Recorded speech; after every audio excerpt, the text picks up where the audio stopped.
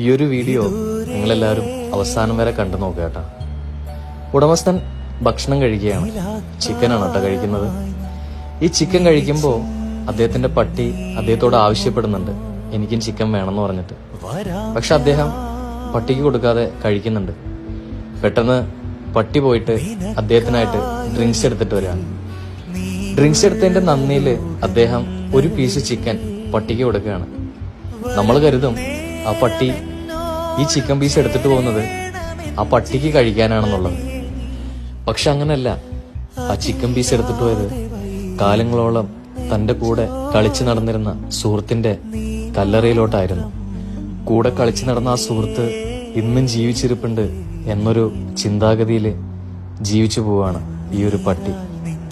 ഇപ്പോഴും കിട്ടുന്ന ഭക്ഷണത്തിൽ നിന്ന് ഒരു പങ്ക് ആ ഒരു സുഹൃത്തിന് മാറ്റിവെച്ചിട്ട് മാത്രമേ ആ ഒരു പട്ടി ഇപ്പോഴും ഭക്ഷണം കഴിക്കുന്നുള്ളൂ. പലപ്പോഴും നമുക്കെല്ലാവർക്കും തോന്നുന്നൊരു കാര്യമാണ്, ഈ ഒരു മനുഷ്യനേക്കാൾ എത്രയോ നല്ലത് ഈ പട്ടികൾ തന്നെയാണെന്ന്. ശരിയല്ലേ? സ്നേഹിക്കാൻ മാത്രം അറിയുന്ന ഇവറ്റകള് നമുക്ക് ഇന്നും പഠിപ്പിച്ചിരുന്നൊരു പാഠമുണ്ട്.